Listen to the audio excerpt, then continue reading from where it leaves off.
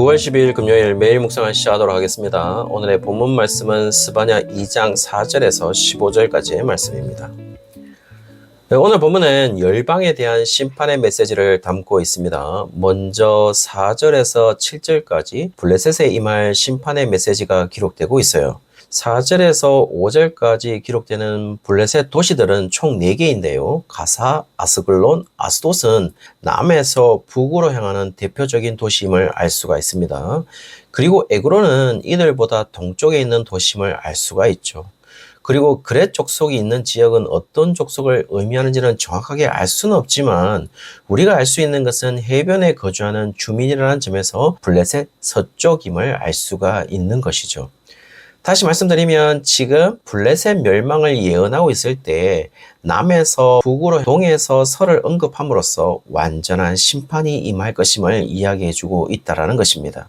그래서 4절에 가사의 경우는 버림을 당한다라고 하는데요. 원문에는 아자브라는 것을 사용해서 의미는 혼자 남겨지게 될 것임을 이야기해서 누구도 가사를 도울 수 없다라는 사실을 이야기해주고 있죠. 그리고 아스글론도 폐허가 된다라고 하는데요. 원문의 이 쉐마마의 의미는 도저히 경작을 더 이상 불가능하여서 인간이 거주할 수 없다라는 사실을 이야기해주고 있어요.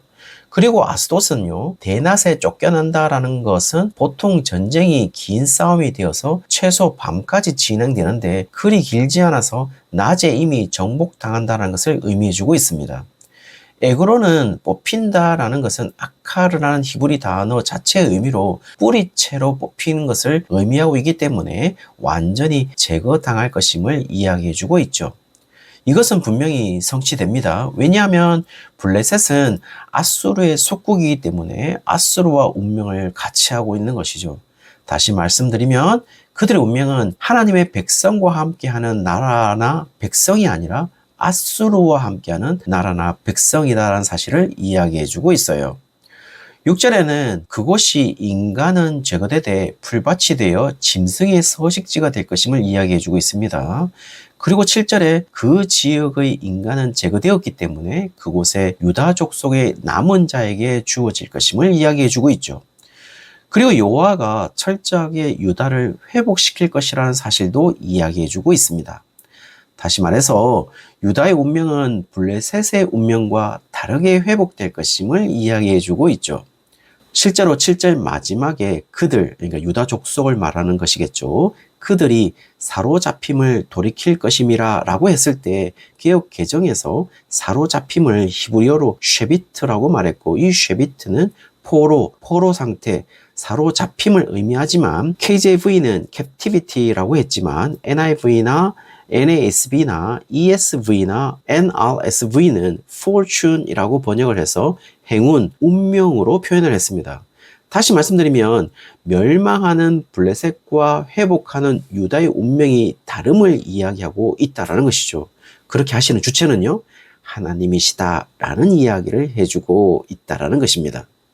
8절에서부터 11절까지는 모압과 암몬에 임할 심판을 기록하고 있는데요. 8절에 모압과 암몬이 하나님의 백성을 비방했음을 이야기하면서 자신들의 지역 경계에 대하여 교만한 행동으로 경계를 허물어서 유다를 괴롭히는 일이 있었다라는 사실을 이야기해주고 있어요. 그것은 단순히 하나님의 백성에 대한 위협이 아니라 하나님에 대한 위협임을 이야기해주고 있죠. 그래서 한글 성경에서 자기들의 경계라고 해서 모압과 암몬, 그들 스스로 간주한 경계를 의미했는데요. 모압과 암몬이 교만해서 무릇들이 자신의 경계를 하나님의 경계라고 이야기하면서 그들이 하나님을 대적했다라는 사실을 이야기해주고 있죠. 9절은 8절에 대한 하나님의 반응이 나오는데요. 소돔과 고모라와 같을 것이다 라고 이야기해주고 있고 땅은 사람이 경작할 수 없도록 찔레와 소금의 땅이 될 것임을 이야기해주고 있습니다.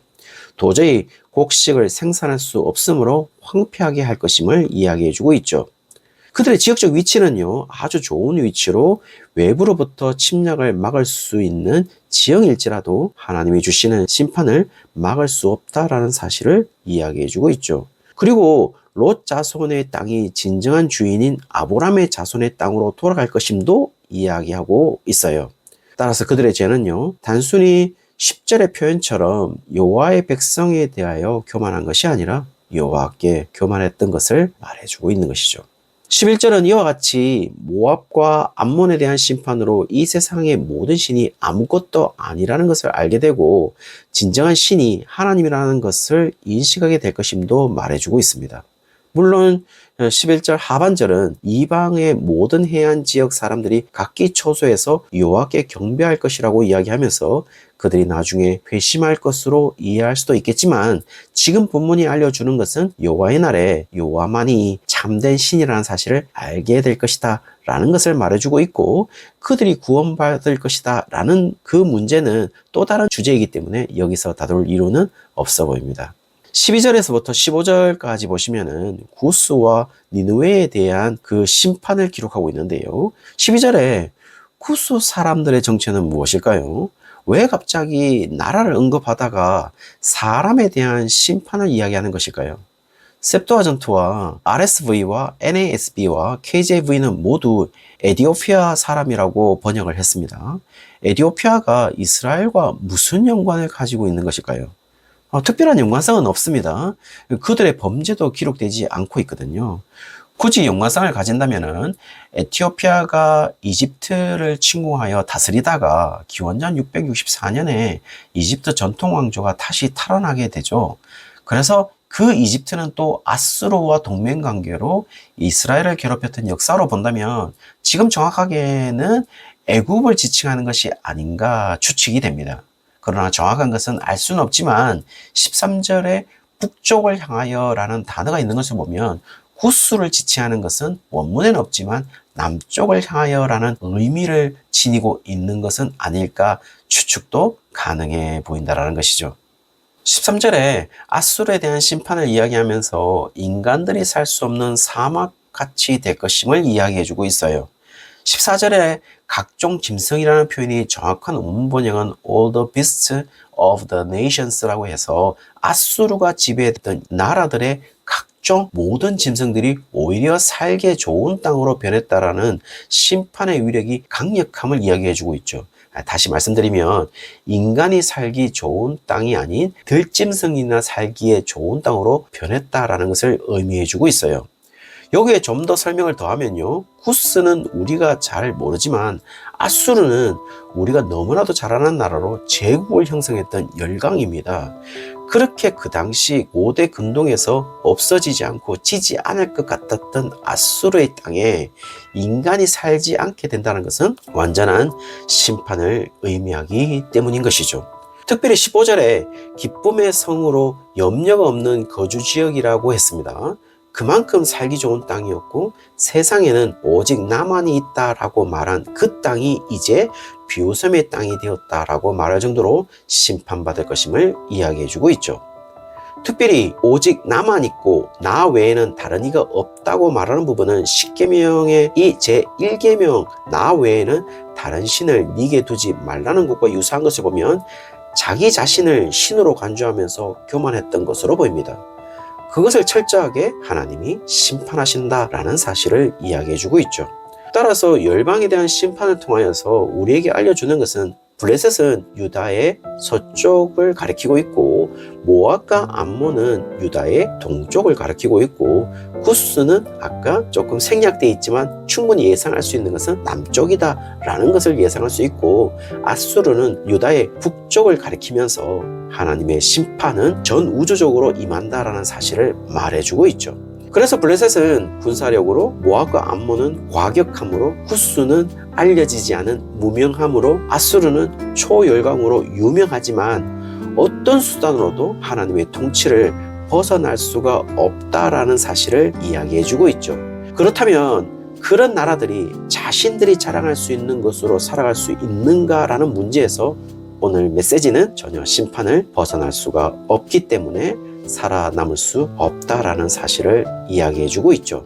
그렇다면 우리는 무엇으로 살아갈 수 있느냐라는 문제에서 7절에 유다 족속의 회복을 보면서 우리는 이런 표현은 사용하지 않지만 조금 전에 그들이 사로잡힘을 돌이킬 것이라고 했을 때 여기에 사로잡힘을 우리가 captivity라고 번역도 할 수 있지만 fortune로 운명이라고 번역을 했다면 유다의 운명을 돌이킬 분은 오로지 여호와밖에 없다라는 사실을 이야기하고 있다면요, 우리의 운명 역시 여호와가 잡고 있는 것이 아닐까요?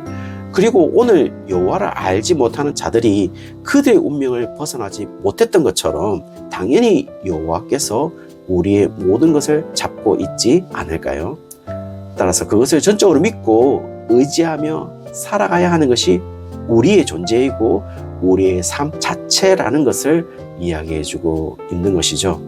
사랑하는 성도님들, 오늘 하루가 여전히 우리의 존재와 삶을 잡고 이끌어 가시는 그 하나님을 경험하고 느끼고 살아가는 날이 되시기를 주의 이름으로